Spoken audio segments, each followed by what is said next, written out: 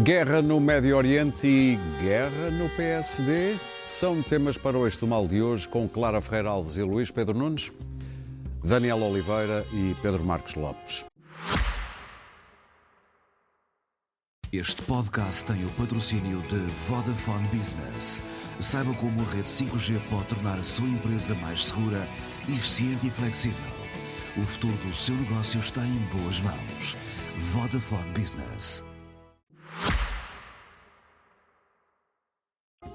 Sejam bem-vindos. Foi no sábado passado que o inferno se abateu sobre as cúpulas dirigentes do Irão. Morreram provavelmente todos os que Trump queria matar e até aqueles com quem ele quereria falar mais tarde. Mas o Irão não baixou as armas, atacou os vizinhos, fechou o Estreito de Hormuz e não se vê fim à vista. O que é certo é que já ninguém fala dos ficheiros Epstein. Luís Pedro Nunes, qual é a tua explicação para esta guerra? Bom, o que eu acho interessante é que a administração não tem explicação para ela, a administração de Trump. Já é complicado, às vezes, no início de uma guerra ou de uma operação especial, militar, uma operação militar especial, arranjar no nevoeiro dos combates, dos bombardeamentos, um racional para uma guerra, quanto mais quando essa própria administração não tem uma explicação coerente para aquilo que está a fazer. Há sempre que fazer aquelas notas prévias, é dizer que o regime dos ayatollahs é um regime assassino. Exatamente. Que os iranianos que não vivem no Irão estão muito felizes com os bombardeamentos, é evidente que sim. Agora, se olharmos para, se tivermos a capacidade, a paciência para irmos um pouco mais além que os mídia americanos e tentarmos ver um pouco mais do que as narrativas vindas dos mídia oficiais, acho que é possível dizer com alguma certeza que os Estados Unidos não estão a ganhar, a vencer com tanta evidência, pelo menos naquilo que era a expectativa de que 2 dias de bombardeamento o regime implodia, que há grandes evidências que Donald Trump não esteja muito ciente daquilo que está a fazer.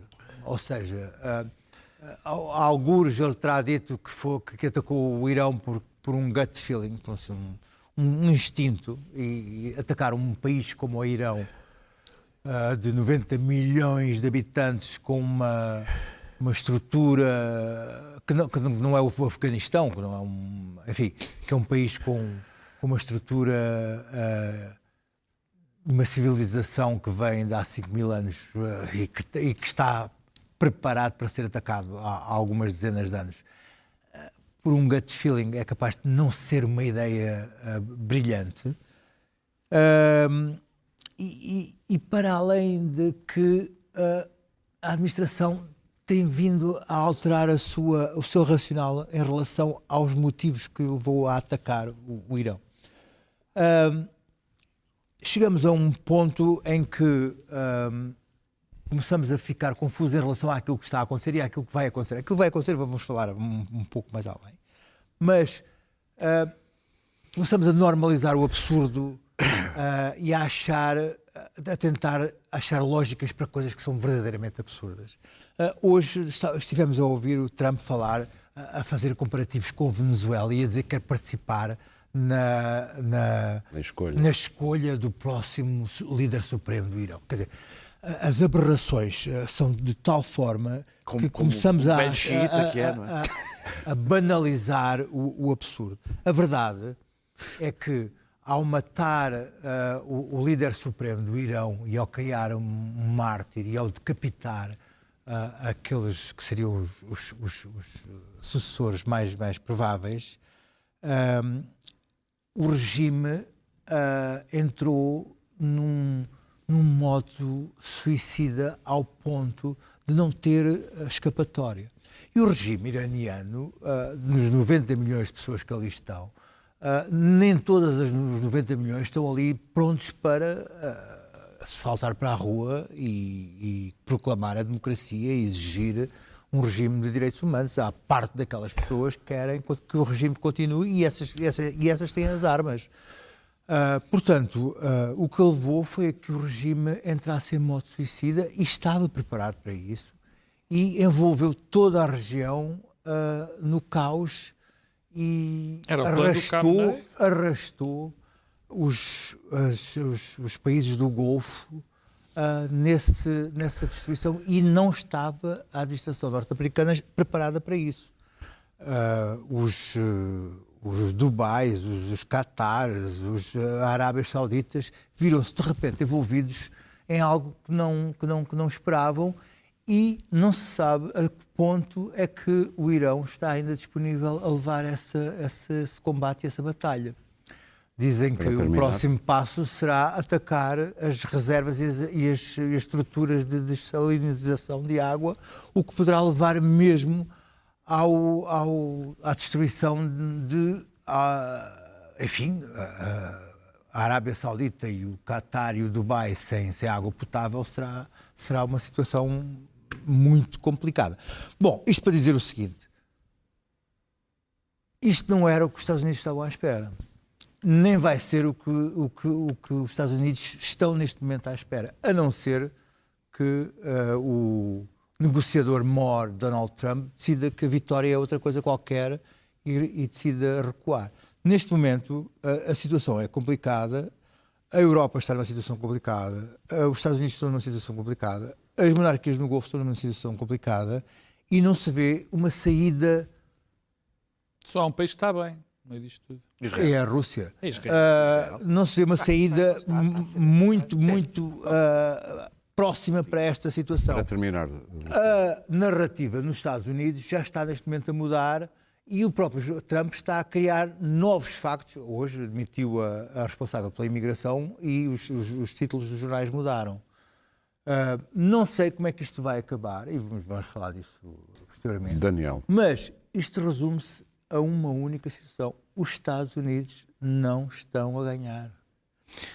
Bem, não sei se viram seguramente a intervenção de Peter Hegseth, o secretário da Guerra, na realidade, a dizer morte e destruição pelo ar todo o dia.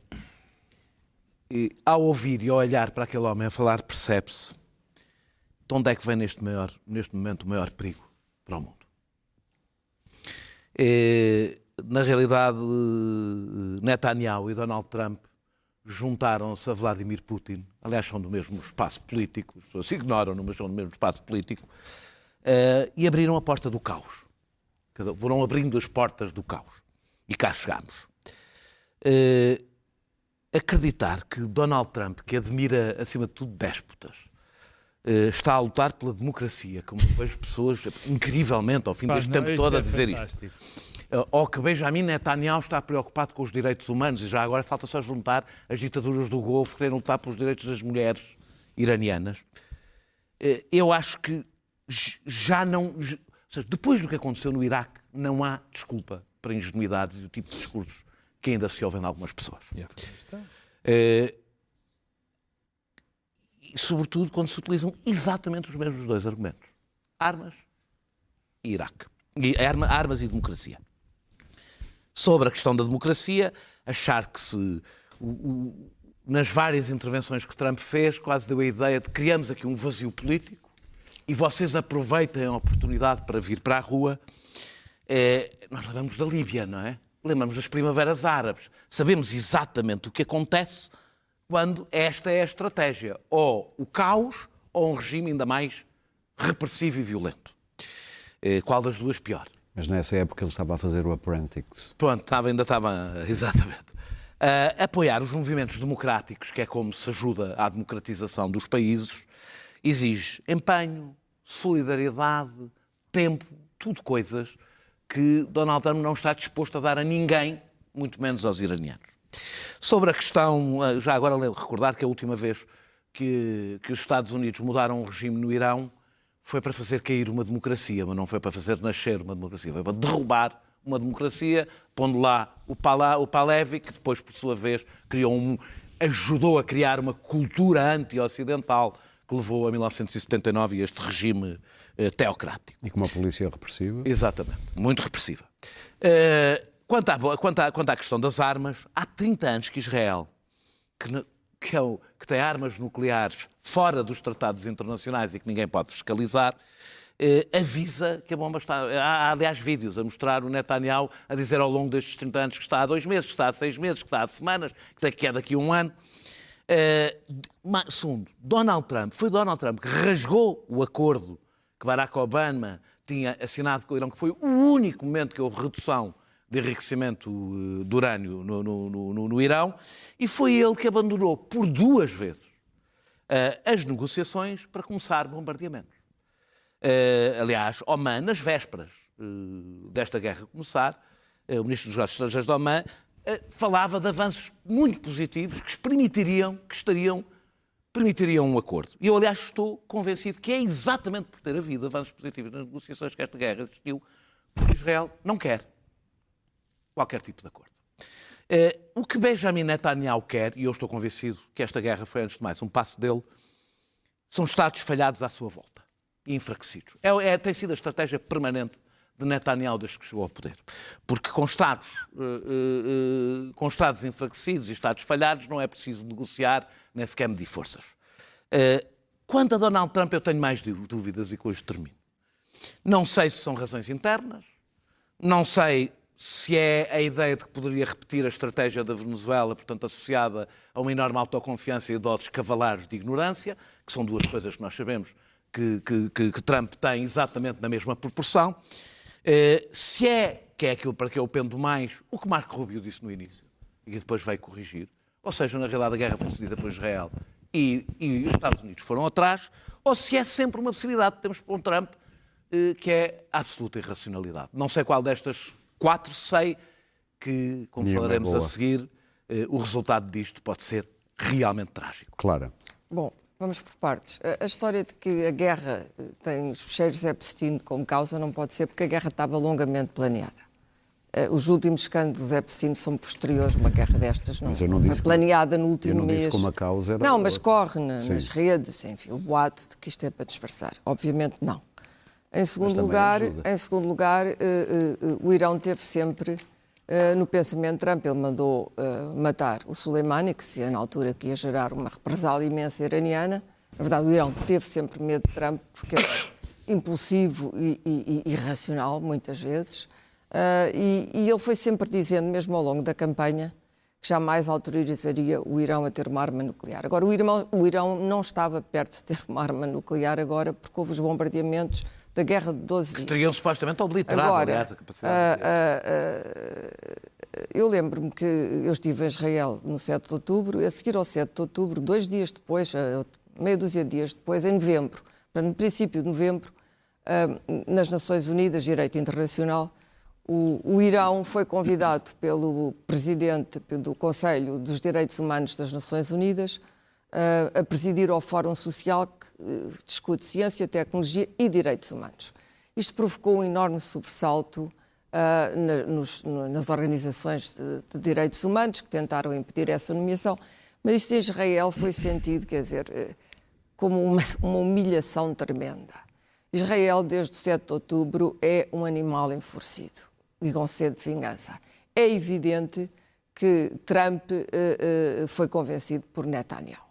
Mesmo que a guerra estivesse planeada, o convencimento para avançar, que não datou de agora, não foi anteontem, portanto a guerra já estava anunciada. Eu sempre achei que o perigo de uma grande guerra neste território era o maior de todos, da famosa Terceira Guerra Mundial, que será sempre diferente da Primeira e da Segunda. O que é que vai acontecer? Dizer, a quarta será mesmo muito diferente. Há dois planos aqui. No plano militar, eu não acho que os americanos não vão perder, nem estão a perder. No plano militar, a superioridade da América, ainda por cima porque agora têm armas novas com a inteligência artificial, coisas que estão a ser testadas, é um laboratório. A América arranja sempre um laboratório para as novas armas. Vai enriquecer ainda mais os titãs da TEC. Já reuniu com eles. Mas há muita coisa nova que vai ser testada neste terreno. Portanto, a superioridade de armamento e tecnológico dos Estados Unidos, mais a superioridade bélica e a capacidade de resistência de Israel, que vai combatendo sempre, é evidente que o Irão não vai conseguir resistir. Vai conseguir resistir durante quanto tempo? Do ponto de vista militar, vai ser dizimado, não tenho a menor dúvida sobre isso. Mas há um outro problema que é, são muita gente, são os guardas revolucionários e 600 mil. o cimento religioso do Irão que tem propiciado esta ditadura. Do ponto de vista político, e aqui é que é o problema, que é estamos sempre a falar de uma mudança de regime mano-militar. Isso estou muito cética de que haja uma mudança de regime com esta facilidade. Democracia não vai haver. Isso é impossível. A democracia demora, é um arco no tempo, demora muito ano. Só agora é que o Iraque, ao fim de 20 e tal anos, está tentativamente, mas está destruída, terra queimada.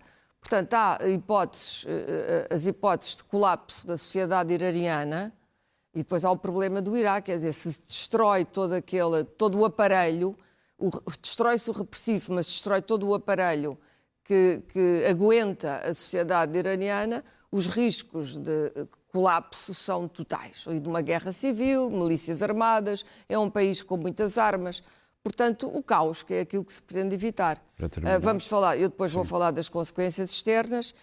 O que é extraordinário é que Trump, os líderes americanos, quando começam uma guerra, e eu já vi vários, como vocês calculam, Bush pai, Bush filho, aparecem com grande solenidade, e Trump, entre duas tacadas de golfe, é isso que faz Trump, não é?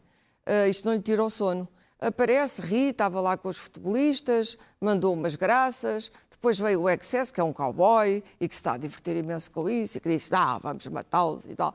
E, portanto, este ethos, que não tem nada a ver com a Europa e não tem nada a ver com as lideranças mundiais mais responsáveis, faz pensar que a aliança de uma guerra que vai derramar, vai salpicar, e esperemos que não derrame muito, toda a região do Médio Oriente, vai ter implicações globais nas mãos de Donald Trump e do seu séquito. Não, há um mais visado e mais inteligente. Para terminar, claro. Mas há um ali à volta dele, não é? Os cowboys. Pensar, digamos que não é inspirador para pensarmos que isto vai ter uma solução, não é ótima, isso nunca vai ter, mas uma solução que garantisse aos iranianos um módico de país e de liberdade no futuro. Pedro? Bom, em primeiro lugar, tenho que dizer aquilo que o Luís Pedro também já disse, não me cai uma lágrima de comoção com Ali Khamenei e com aqueles que foram... Bom, eu esqueci-me de dizer isto, que o regime iraniano, nós pensamos sempre à guerra com Israel, que fez de Israel a máquina de guerra que é hoje, mas a Síria foi o matadouro. E um dos grandes regimes responsáveis pelo matador sírio não foi só a Rússia foi lá dar uma mãozinha. Foram os iranianos. Bastante. Não é? Bom, as causas, nós começamos... O eixo não é bom, é o verdadeiro eixo do mal, não é? Aliás, é aí que radical as causas dela, que é desta guerra, que é aquilo que nos propomos falar agora, não existem. É uma simples guerra de agressão pura e dura, sem qualquer tipo de estratégia que seja, enfim, palpável. Não é com certeza para instaurar a democracia no Irão, não é com certeza para ajudar os iranianos a viver melhor e a viver com direitos humanos, não é com certeza para que aquela região e o mundo estejam mais seguros, porque tudo isto vai ser exatamente ao contrário. Bom, o que é que Trump olhou, ou alguém por ele o convenceu, que também estou convencido que Netanyahu foi um grande obreiro, ou pelo menos o grande pensador disto. O Irão está muito frágil nas suas defesas já militares. Aliás, há 2 meses, não foi há 2 anos, há 2 meses, Trump dizia-nos que o Irão estava completamente desarmado e que não tinha possibilidades de fazer uma bomba nuclear nos próximos 10 anos. Ele disse isto há 2 meses. Mas, no preâmbulo do acordo que já estava estabelecido, estava claramente que não ia haver uma bomba, que não ia haver a vontade de fazer pela parte do Irão essa bomba. Bem, agora eu acho que toda a gente vai querer ter bombas. O próprio Macron já percebeu que é a única maneira de nós termos alguma coisa. Bom, o segundo ponto que eles também olharam é que os próximos do Irão também estão muito debilitados. Tanto os Houthis, como o Hezbollah, como o Hamas, estão, enfim, não estão destruídos, mas estão muito debilitados. Depois há uma oposição muito forte, sempre houve, mas agora mais, e mais revoltada, devido aos massacres que o regime iraniano fez contra o seu próprio povo, onde morreram dezenas de milhares de pessoas. Portanto, havia aqui esta conjugação e ele deve ter pensado, estou como o Daniel, por que não? Por que não? Por duas razões. E depois aqui entra aquilo que nós só podemos especular. Netanyahu ainda não pensava em ser político, nem longe de estar em primeiro ano. Nos anos 80 já tinha vídeos no YouTube, que as pessoas podem ver, a dizer que era necessário, era obrigatório para Israel destruir o Irão. O pai de Netanyahu, uma figura verdadeiramente sinistra, que agora foi recuperado por Israel, é supostamente um pensador, que fala por acaso muito dos portugueses. Quem quiser que vá ver, há um bom livro, que é a família Netanyahu, sobre isso. Mesmo. Mas o Netanyahu divertido. tem esta vontade de fazer, de destruir, e também por uma razão muito simples, não só pela existência do Irão, mas para que os poderes minimamente organizados naquela área não existam e ele poder, como dizia o Daniel, ser uma espécie de polícia daquela zona. Mas há um fator muito importante que normalmente não acontece nos países normais ou quando os países têm líderes normais, que me parece bastante apreciado, bastante plausível. Trump está absolutamente fascinado com o poder militar dos Estados Unidos. Absolutamente deslumbrado. Cada vez que fala, ele parece que tem aqui um brinquedo que eu tenho de utilizar, porque isto é tão bom, tão bom, tão bom, que eu nem sequer... Quer dizer, vamos testar isto. Bem, o facto de testar vai, obviamente, destruir e conduzir ao caos o mundo, mas isso vamos agora falar. Vamos então ver ou tentar perceber que consequências é que isto vai ter. Quer dizer, na próxima segunda-feira provavelmente vamos todos sentir já no preço do gasóleo e da gasolina. Macron já também falou de uma nova doutrina nuclear. Clara, o que é que vês para a frente? Bom, eu ainda antes disso queria só relembrar. Há uma ligação familiar de Trump, através dos Kushner, portanto, do marido da filha, aos Netanyahu. Os Netanyahu ficavam em casa dos Kushner quando iam à América, ainda Netanyahu não era primeiro-ministro. Portanto, à parte disso, e Trump move-se muito neste circuito dos amigos, das famílias amigas. Isso explica, aliás, outras nomeações que ele fez, como, por exemplo, para a Reserva Federal. Ele move-se naquele terreno de pessoas em quem ele tem confiança porque são do círculo íntimo, não é? Não são os nomeados por ele. Isso é preciso também perceber essa relação. Mas é, de facto, há uma coisa que o Pedro disse que é verdade. Aquela máquina de guerra é fascinante. Dar-lhe algum uso. Ainda por cima, para um tipo que adora mostrar poder. Demonstrando que quem manda no mundo é ele. Isso é o lado vaidoso, é o lado Trump. Dito isto, primeiras consequências são regionais, evidentemente, porque aquilo já está a derramar para o Azerbaijão.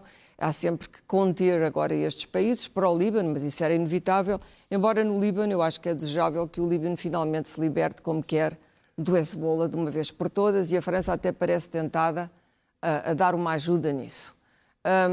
Depois há os Emiratos, o Qatar, Oman, coitado, Oman que nunca se mete em nada, e por onde ainda saem agora os aviões dos refugiados desta guerra, entre aspas, os que não têm jatos privados, e a Arábia Saudita. A Arábia Saudita não vai falar, não vai dizer nada, é uma potência, ambiciona ser a potência que vai suceder ao Irão na região, é a potência que quer ser a potência dominante, mas que não terá com Israel um mau entendimento. Portanto, secretamente deseja Os direitos das mulheres vão que o deixar de Irão, preocupar. o Irão, mas tem melhorado bastante, que o Irão vá ao fundo, mais do que no Irão, que o Irão vai ao fundo, onde não há direitos e não há mulheres. Na Arábia Saudita também.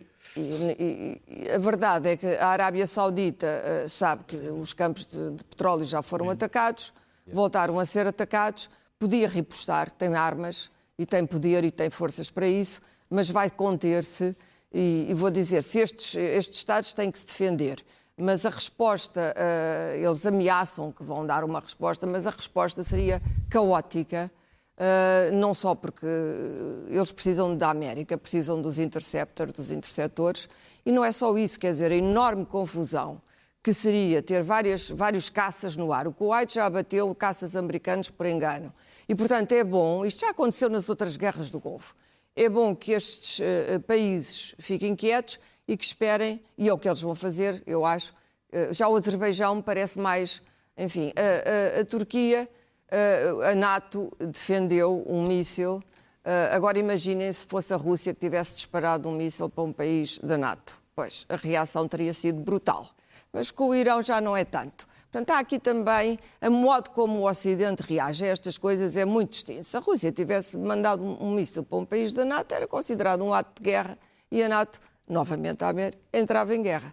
Portanto, estas são as consequências regionais. Se a guerra não durar muito, se a guerra durar muito, pode ser catastrófico. Porque estes países árabes vão tentar fazer negociações secretas com o Irão, mas eu acho que nessa altura, para não serem atacados, mas o Irão já não estará provavelmente em condições de atacar. As consequências internacionais são as do costume. É uma enorme crise inflacionária, uma enorme crise do petróleo, que vai continuar. Lembramos do que aconteceu com os poços do Iraque. Há petróleo suficiente no mundo para essa crise não acontecer. A China, evidentemente, vai abastecer-se na Rússia. Isto depois é tentacular. Numa primeira fase, a Ucrânia beneficia com esta guerra. Bom, e beneficia porque, intimamente, o Irão faz parte dos países inimigos, não é? Dos drones que o Irão mandou para cima dos ucranianos. Mas o preço do petróleo ajuda muito a Rússia. E, portanto, isto é uma consequência nefasta, muito nefasta. A China vai comprar mais, vai toda a gente buscar fontes, gás e petróleo a outros sítios. A Ásia, neste momento, está a ser duramente prejudicada com isto, a Coreia do Sul, por exemplo, mas as fontes de abastecimento restabelecem-se.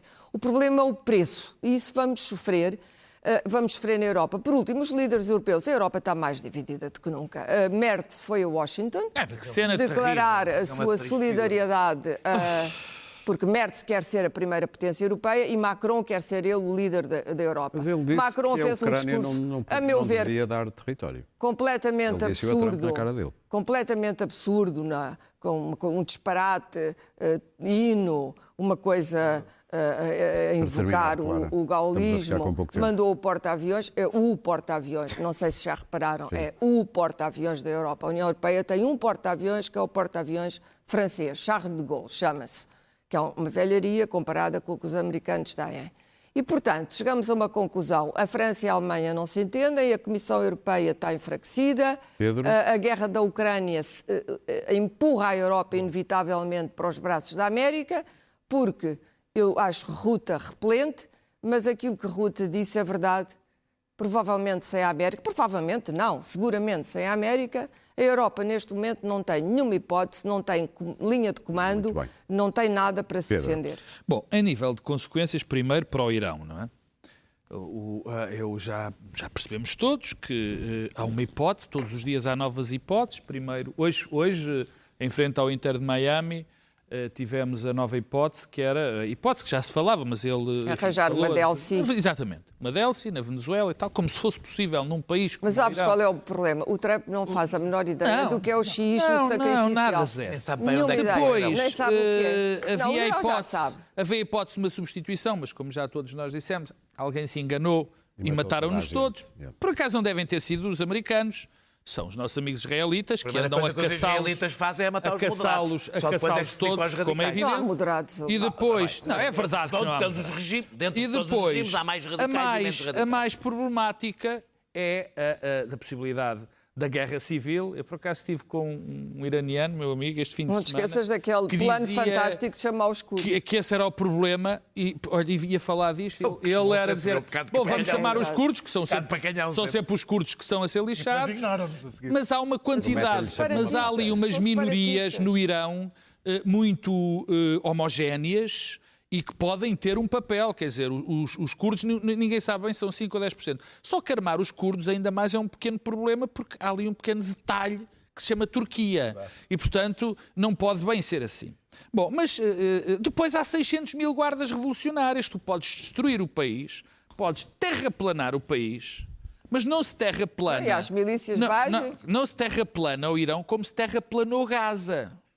Gaza, os israelitas mataram 60 mil pessoas, continuam alegremente a matar. O cessar-fogo é uma coisa que já ninguém fala, mas é violado todos os dias, continuam os massacres a acontecer. Mas o que se nos afigura, de uma maneira clara, é que se esta guerra continua mais 3 ou 4 semanas, não é preciso mais. É o caos completo. É o caos na região, que vai provocar consequências gravíssimas económicas e para os lados do mundo. Primeiro vamos às consequências económicas, que é rápido. Por enquanto, o petróleo ainda não subiu tanto como subiu quando foi a crise na Ucrânia. Está nos 84 dólares. Está nos 89 dólares. 89 já? Já estava nos 89 dólares. Quando foi a invasão da Rússia à Ucrânia, chegou aos 100 e tal. Há um problema maior, que é o gás natural, porque não há tantos sítios para ir buscar o gás. Nós, por acaso, estamos relativamente protegidos, nós portugueses, porque o nosso vem do outro lado, mas quem faz a cotação é Amsterdão, portanto... É indiferente. Acaba por ser um bocado indiferente. As consequências mundiais são absolutamente terríveis. Terríveis. O surto inflacionista parece-me claro que vai haver, se isto continua. Nós vamos ter um problema gravíssimo na Europa, porque a Europa vai ter um mix de... Agora disse um mix também, mas vai ter um mix de inflação, muito provavelmente de migrações de pessoas que vêm, de refugiados. Vai ter um problema aqui maior do que o outro lado na ironia qualquer. Que a Síria agora tem refugiados do Líbano. A Síria, exatamente. A Síria. Costumam trocar E vai haver, e vai haver um problema de terrorismo. Mas deixa-me só dizer isto dos refugiados. É muito interessante que esta gente que eu vejo, surpreende-me em todo lado, aqui, noutros canais, enfim, muitos paliativos a achar, enfim, isto até nem foi muito mau, esta invasão, coitados, porque os iranianos eram péssimos, como se as pessoas não soubessem que eram péssimos. Mas são exatamente as mesmas pessoas que acham bem estes ataques, os mesmos que se vão queixar dos refugiados quando eles aparecerem nas nossas fronteiras.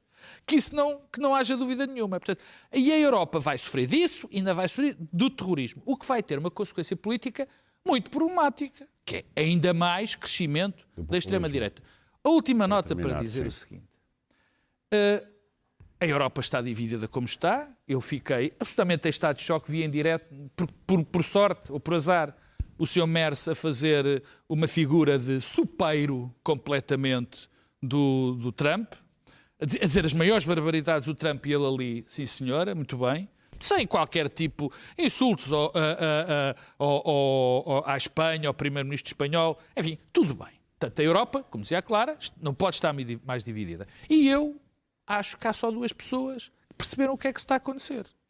Uma é Macron, que sim, fez aquele teatro típico francês, mas nós não nos podemos, já vou, nós não nos podemos esquecer que a França, é rápido, que a França é o único poder nuclear na Europa, na União Europeia, e que já percebeu que nós não temos os Estados Unidos connosco, portanto temos que nos proteger e só as bombas nucleares, infelizmente, nos protegem. E outro é Seixas, porque Seixas, apesar de haver questões internas e tudo mais, há uma questão muito simples.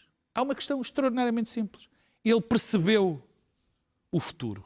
Ele percebeu que nós temos de ter uma posição face aos Estados Unidos e independente. E, portanto, foi o único homem na Também estava muito irritado com a Venezuela, não é? Porque Sánchez, a Espanha tem negócios Luís com a Venezuela. Pedro. Voltando ao ponto inicial, por mais que os Estados Unidos bombardeiem o Irão com bombas inteligentes, os Estados Unidos não estão a ganhar porque vai haver consequências, nomeadamente, basta o preço dos Estados Unidos de Trump, a administração de Trump, o preço dos combustíveis começar a subir para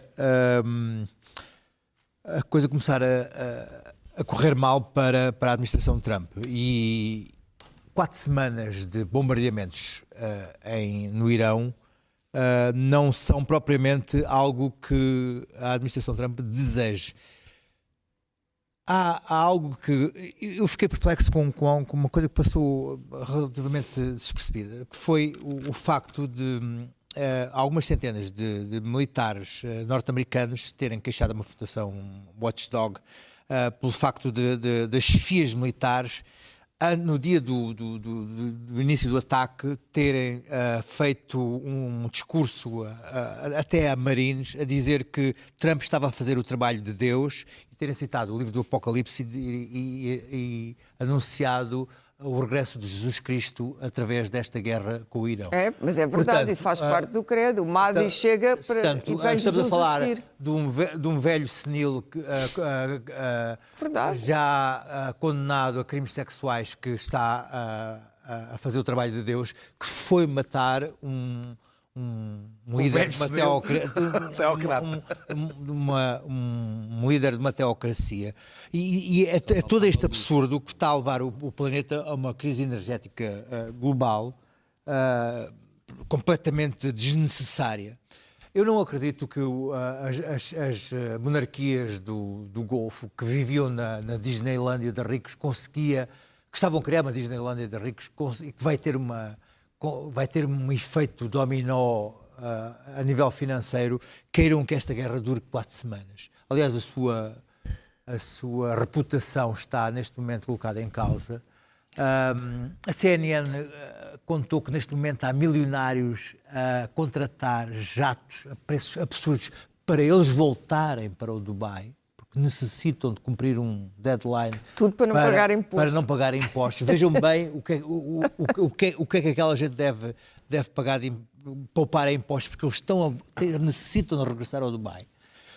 E estas monarquias vivem num sistema de criptomoedas e de financeiros paralelos que não podem sustentar uma guerra durante 4 semanas. Já foi por isso que o Montenegro... A Rússia vai viver durante uns tempos da China a comprar o gás natural e a comprar o petróleo, e a Ucrânia não vai lucrar com esta guerra. Para terminar, e há uma desestabilização global total das cadeias de fornecimento, de uma nova reorganização energética que vai criar uma crise global por causa deste gut feeling do trabalho de Deus que Donald Trump está a fazer. Daniel. E isto é absurdo, tão absurdo que nem sequer perdemos um minuto a lembrar-nos que Melania Trump nesse dia foi ao Conselho de Segurança Nacional presidir e falar sobre a paz no mundo. Daniel. Isto é tão absurdo que já nem isso nos choca. Nós só soubemos da dimensão das consequências do Iraque, que, repito, se usaram exatamente os mesmos argumentos que agora, para aí 20 anos depois. Porque ao colapso do regime e do Estado e do país, seguiu-se o caos, ali floresceu o Estado Islâmico que depois se passou para a guerra civil na Síria que provocou uma enorme crise migratória que teve um enorme efeito no crescimento da extrema-direita. Sim. Aliás, Bush tinha avisado que iria haver um efeito dominó.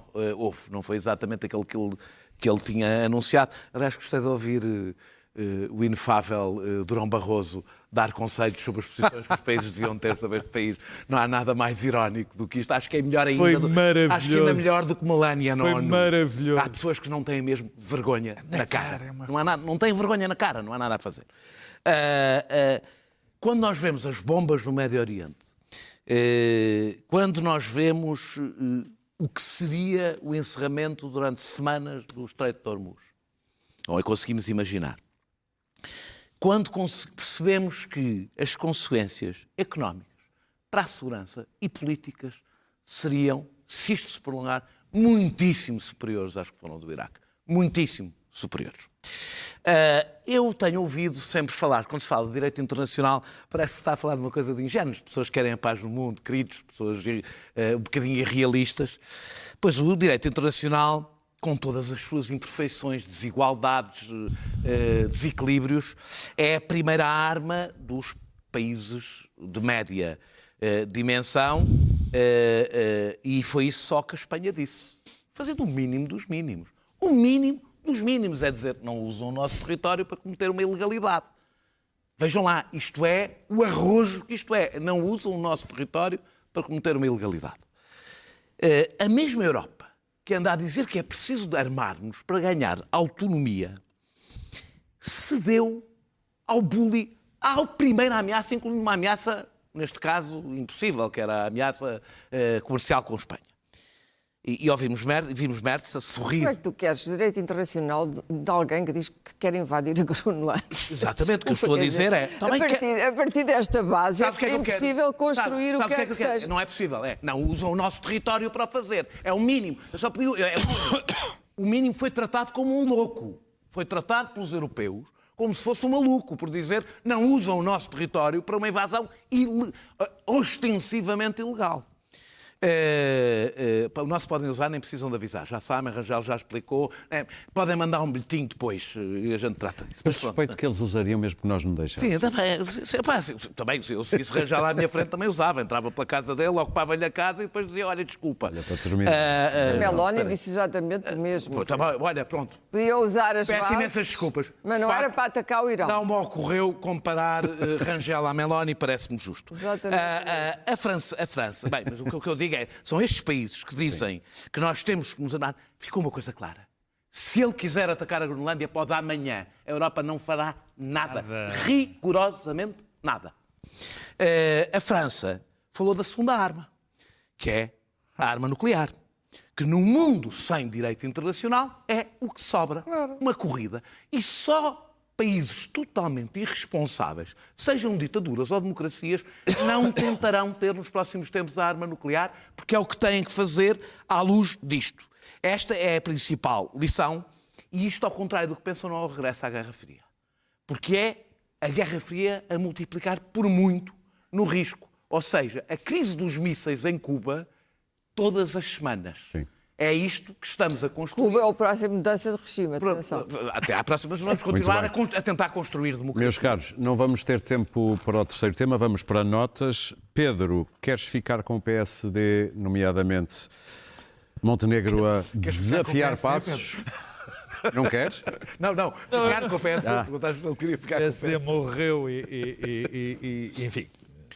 Bom, quer dizer, nós todos vimos aquela extraordinária entrevista de Passos Coelho, onde deu uma lição típica de primeiro ano de boa universidade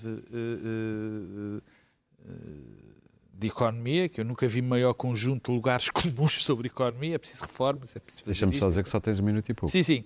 E depois, e apresentou a sua candidatura, lá disse o seu programa, que era juntar-se com os rapazes do Chega, aqueles que fazem aquelas lindas figuras no Parlamento e outro lado, e que não querem reformar nenhum, mas, portanto, ele quer reformar imenso, mas quer se unir ao Chega, que, enfim, é uma coisa respeitável, mas é o que é.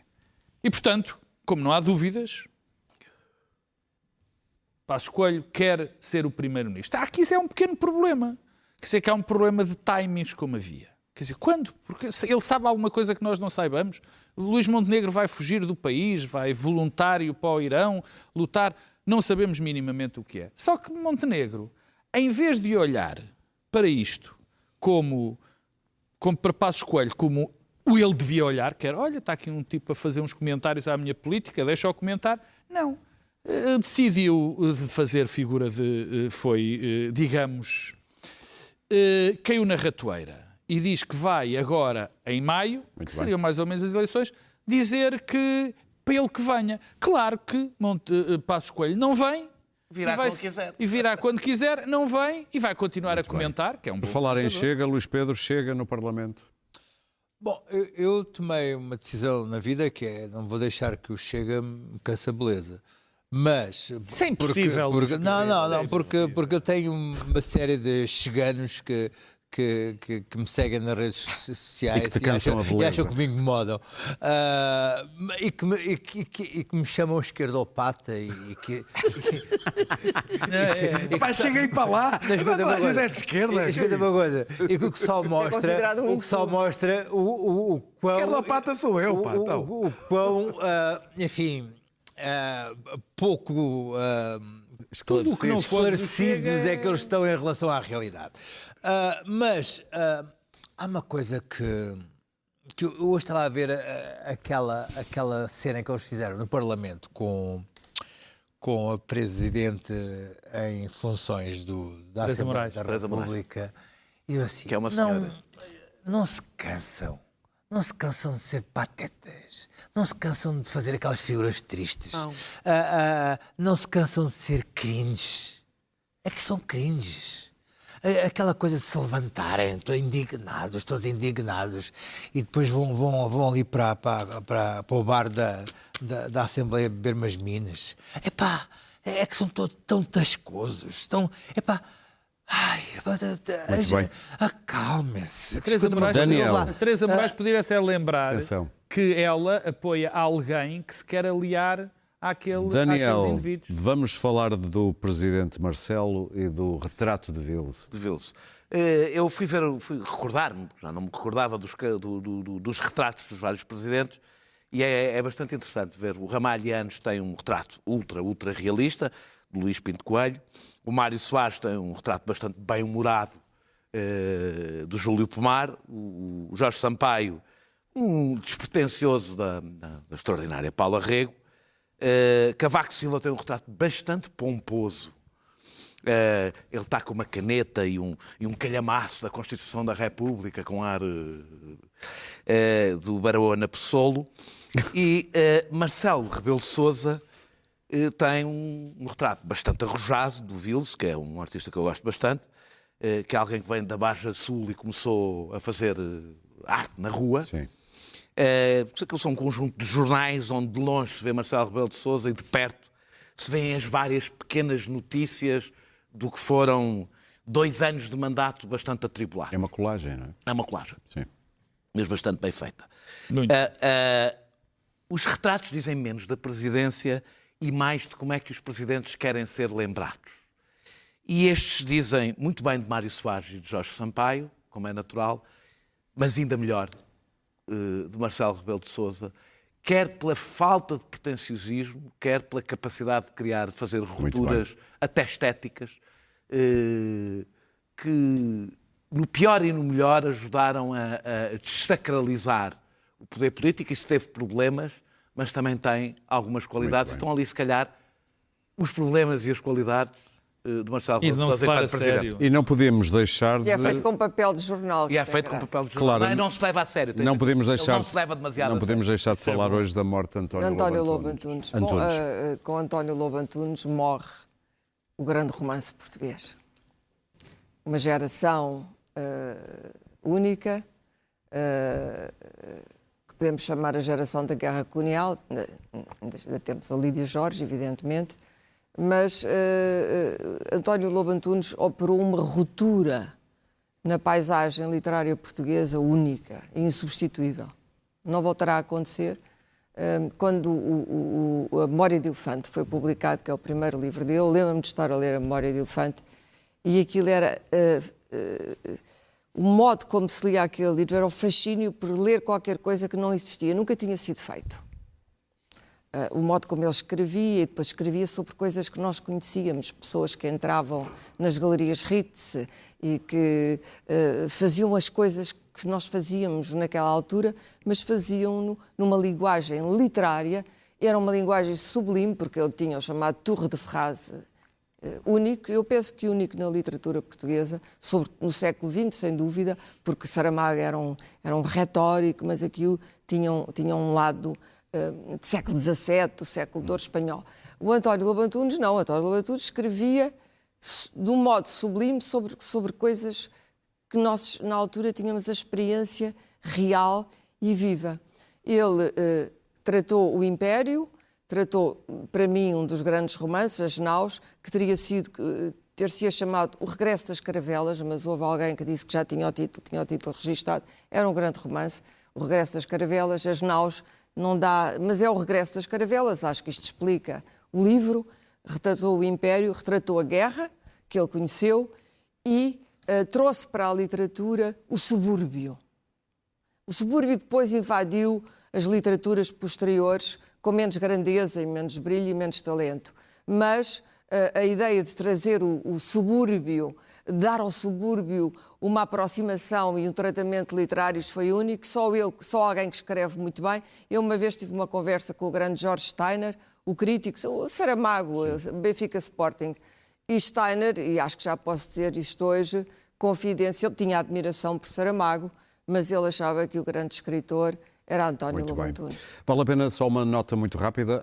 Dom Quixote está a preparar uma edição que deve sair agora em abril, de poemas escritos ao longo da vida de António Lobo Antunes. Curiosamente e quase ironicamente, ele que lamentava não ter sido poeta. Chegou a dizê-lo várias vezes. Nós voltamos na próxima quinta-feira. Até lá.